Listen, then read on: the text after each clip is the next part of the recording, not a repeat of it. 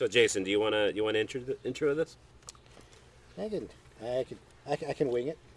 Right. Oh, now? Yeah. Okay. No, tomorrow.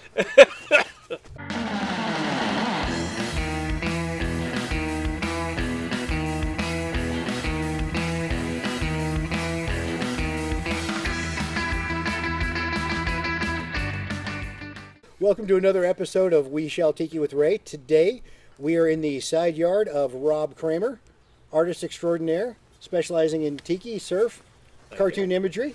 Yep. Thank you. And Welcome. Yeah, but there's something a little bit more special I about have a direct, about Rob's artwork. I have a direct connection to Rob because Rob actually designed this for me. And I'm sure that through the magic of editing, Ray will put a better image of it up right now. Ta-da! There you go. So, Rob, you consider yourself a graphic artist, right? Or what kind of artist? Pop artist. Yeah, pop artist. Yeah. I would say pop artist is probably the best way to wrap it up because I'm an illustrator, I'm a graphic designer, and I guess the best way to wrap that all up into a nice little package is saying pop artist because my work involves illustration and graphic. How did your relationship with Jason begin as far as you creating his logo? Well, I got to meet Jason through you. Yeah. And TikiCon. TikiCon. And he had started writing the We Shall Tiki article for Exotica Modern Magazine. Yep. And as all good writers need, they need a little bit of visual something going on. Yeah. You had a great looking logo that Tony Kappa. that he designed, so we figured Jason definitely needed something too.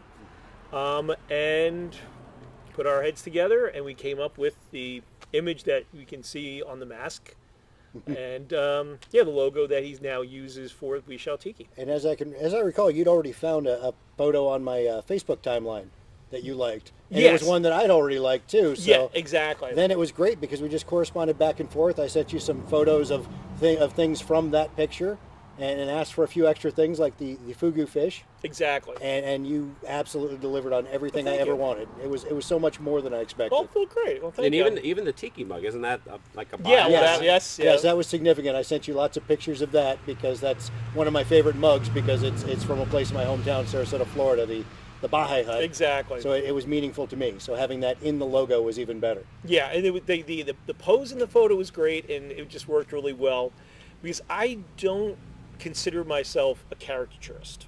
To me, that's a whole separate discipline that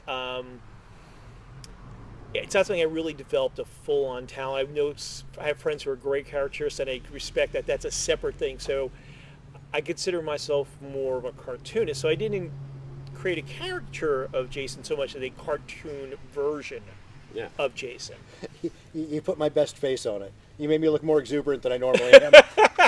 And a little younger, too, so that was kind of nice. Hey, there you go. And Look slimmer. at that. Look at See, that. well, that's the beautiful thing about having a logo made for yourself. It immortalizes you. Exactly. That's the ideal me.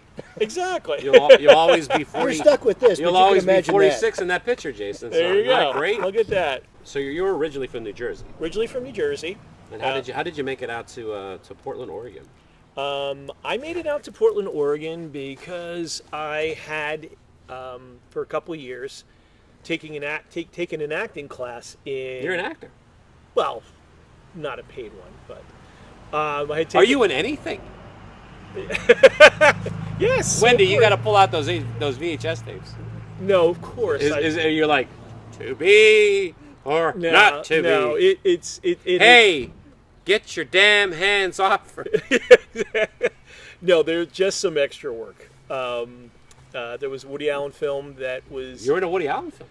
Definitely at the lower end of the list of Woody Allen films, Curse of the Jade Scorpion. You're in it? Yes, there's selective body parts. Because I'm a Woody Allen fan. Yes, a selective He's actually one of my favorite directors. Selective body parts. It was funny because we were in a nightclub scene. It was a time period piece like done in the 40s. Yes. And there was a... Charlize Theron's in that. Yes, Dan Aykroyd, Helen Hunt, if I remember correctly. Yeah. And there was Yeah, I love that movie. There was a nightclub scene in the Rainbow Room at Rockefeller Center, and I was really jazzed because I was at the table right behind the main table with Woody and Dan and Ellen with my date. Yeah. And I feel, well, because you do extra work, you want to be seen, of course. I'm like, wow, there's no way I'm not going to be on camera. Unfortunately, the shot was kept tight the entire time. So you pretty much see my back, I stand up, you see my gut, and then you see me turn and go onto the dance floor with my date. Dude, I'm gonna watch that tonight.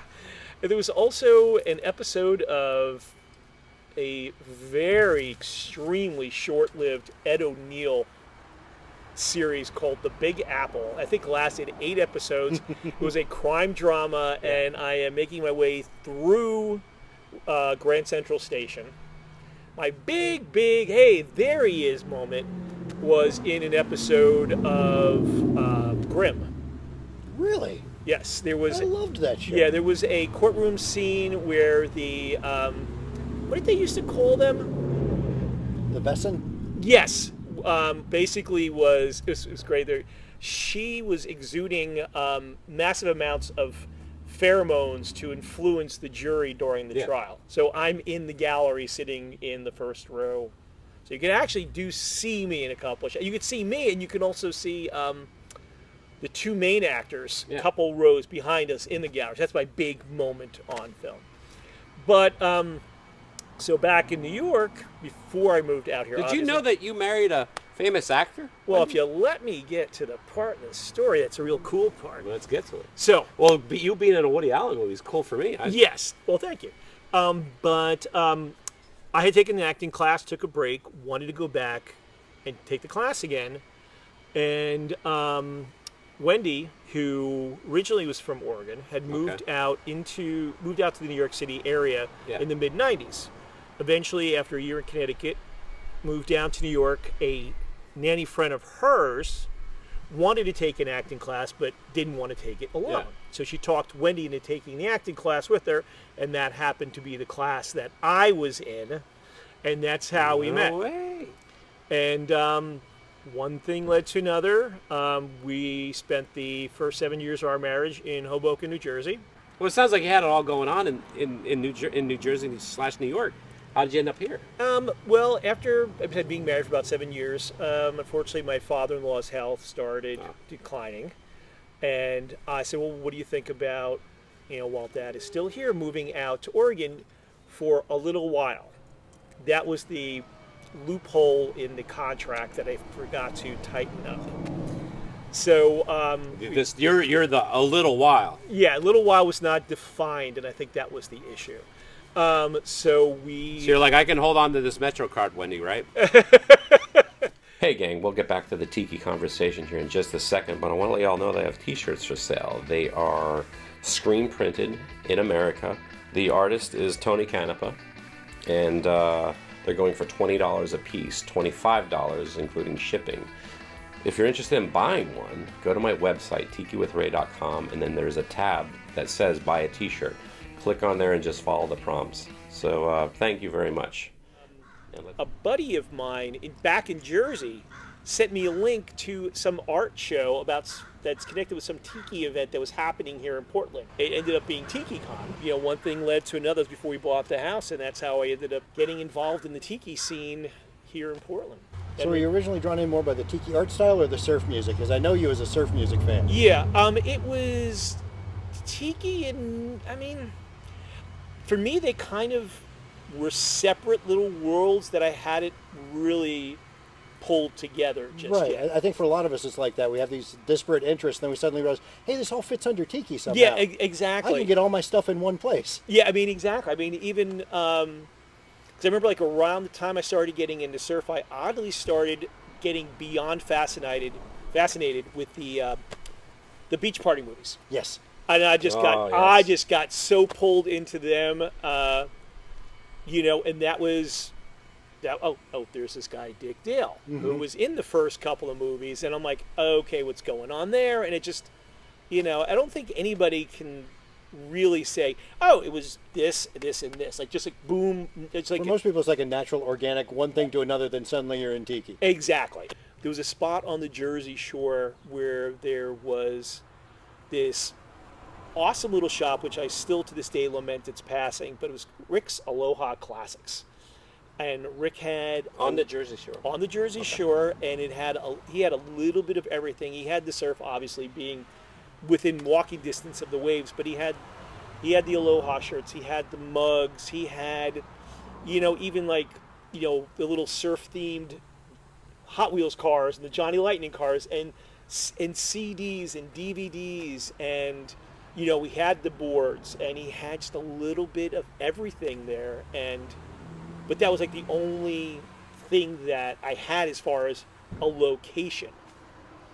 And it wasn't until I got here that, there's other people and they're gathering together in a group, and it's like, oh wow, this is cool. Let's talk about Gilligan's Island. Okay, by all means. Pretty universally liked show, right? Oh, I would That hope wasn't a show that people only from California liked, or people. I would hope not. I mean, yeah. I mean, I have an uncle who's only 9 years older than me, so he was watching these shows when they were live. Yes, exactly. And no, I mean, I saw him enjoying them. Definitely. Gilligan's Island. He was a flipper. So yeah, I grew up in Florida watching the syndicated reruns of it and loving it. But looking at your art, you take influences and you kind of tiki-fy them. Things like the Flintstones or the Jetsons, or I don't know, have you done Gilligan's Island art? Well, not yet.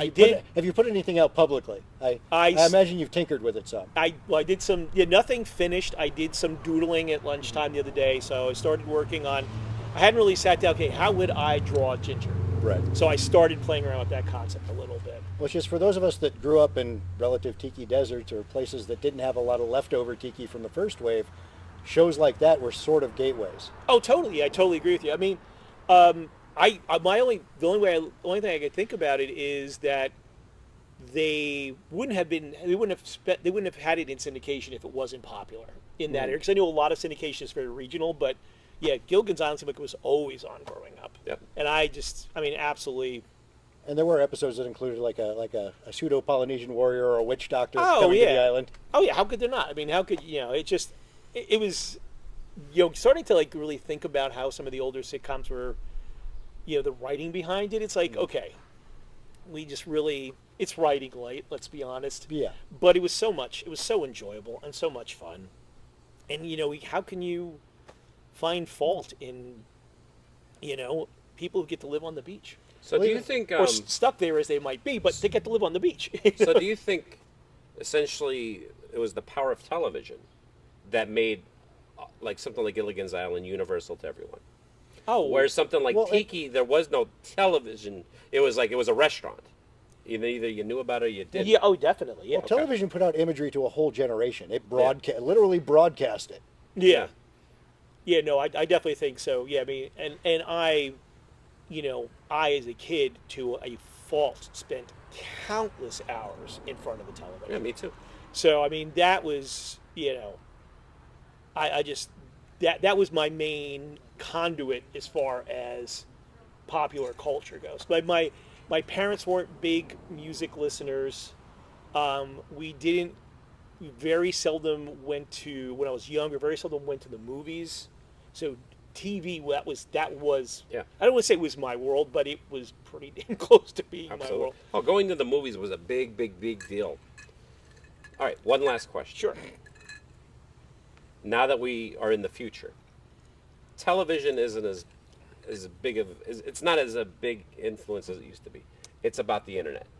Yeah. How do you think the internet has changed pop culture? Or has it? I definitely think it has. There's no way it hasn't. I think in the way that it's changed things the most is the fact that you now have. When I grew up, I turned on the TV and I had 11 channels to choose from, and that was it. Yep. You got what you got. I got what I got when I got it. Right. I had. And if you missed it, it wasn't coming back around. Yeah. Long before we even got a VCR, I needed to know. I mean, when ABC ran the 4:30 movie, during the week and I knew they were doing Planet of the Apes week, I raced home from school because Right. I knew if I was not sitting in front of that TV at 4:30, I was going to miss something. Or if you didn't get up early on Saturday morning, you missed your cartoons. Exactly. Now you can have what you want, when you want it, if you want it. Yep. It's directed and on demand. It is, and and I think primarily in a very good way. But the only thing about it is TV as it was when we were kids. You were kind of a captive. You were kind of a forced captive audience. Absolutely. And Right. it made me discover things that I wouldn't have ordinarily discovered on my own. Yes, the argument now is, well, you can discover the whole world. Yeah, but you're going But to you dig, gotta dig, dig know in a about it. direction you're going for. Exactly. You got to know what you're looking for. You gotta You're know not it. going to find it by accident as much as digging for it. Exactly. And I just remember finding so many things by just, oh, okay, well, it's either 2, 5, 4, 7, 9, and 11, or 13. And it's like, occasionally we'd come across them because that's all there was, you stopped and you watched for a little bit. Yeah. And that, I think, exposed me to more than saying, okay, well, I've got thousands of channels. I've got thousands of movies I can watch now, thousands of cartoons on videotape, or on this streaming thing or that streaming thing. So yes, it's a good thing, but I think at the same time it's almost made it too easy. I don't know if that's a good way of putting it, but it's like, Yeah. Well, like when I was a kid, if I came across Croft superstars like Sigmund the Sea Monster, I'm like, this is really neat. But the only way I can find out more about it is I have to be in front of the TV when it comes on again to see more of it, because I'm not going to find it at my library. It's not in the Yeah, newspaper. exactly. There's no there's like internet. magazines about oh yeah. H&R Puff and stuff. Yeah, But or, now- or if there was, like, I remember there was things like Dynamite magazine. Oh yes. I remember Dynamite. Oh yeah. It's But kind of a Mad Magazine ripoff. exactly. But I mean, like that, there would be, something was And written. bananas. Yes, bananas also. But Or if something, cracked. yes, but if something was written about it, you grabbed onto it because, like you said, you couldn't just Right. go to. There was no Wikipedia to go and read, endless scrolls of information. You can go, hey, that's neat, pick up your phone, and an hour later you're an expert. Yeah, exactly. What's coming down the pike for yourself, Rob? I have. I had been working on the Tiki art grams, Yep. which briefly those were $10 original pieces. It was something I wanted to do that. I started when things were really kind of hitting the fan, Yeah. and just wanted to do something to help make people smile Yeah. a little bit more. I, for the first time, took a sharp edged tool to wood, which I had never done before. Oh, cool. So I found a awesome little piece of driftwood on the Oregon coast, and I am starting to make that into a pendant. The glasses, which we're enjoying, These are nice glasses. thank you. The tree response to those has been tremendous also. So I plan on working on a zombie glass and hope to have that out for the fall. And just continuing on with my little, like we were saying, my little pop culture spin on things. There's definitely some universes that I haven't touched on yet. I have not touched on Gilligan's Island. Somebody at one point mentioned to me Secret Squirrel and his very beloved Yes. fez-wearing sidekick Morocco Mole. That would be terrific. And just keep on, and trying other things. Wendy had got me a block printing kit for Christmas, which I've yet to crack open. So I want to try my hands at that. And at some point, the money gods cooperating, I still would like to release my own tiki mug. Well, I think it'd be a hit. So that is, You got a website? I do have a website. I imagine that could end up in this episode. Yeah. Yeah. So yeah. What's your website? That's robkramerart.com. Just ROBKR. KRAMERART.com. And the big thing is I have my Etsy shop, which you could also find me under Rob Kramer Art, and that is where pretty much everything I've got available can be found. Sweet. Yes. Right, because I know you've produced prints, I know you've produced stickers, I know that you've done some pendants in the Yep. past. Pendants. I have my pins available. Mm-hmm. Stickers, and like I said, that's where hopefully the soon to be coming zombie glasses and mugs. Glass will end up. designs Yep. and mugs in the future. Exactly. Excellent. Yep. All right. All right. Let's get back to our drinking. Yeah. By all means. Thank you very much, Rob, for You're very welcome. having Rob, we appreciate all your creativity and we look forward to more. Well, thank you.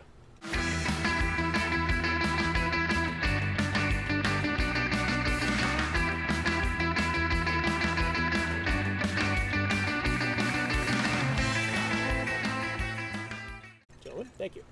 When you mean creativity, you mean as drinks. Yes, yes. Keep making drinks. Don't spend so much time on the art. Make more drinks. Okay, I will. I hope, by all means.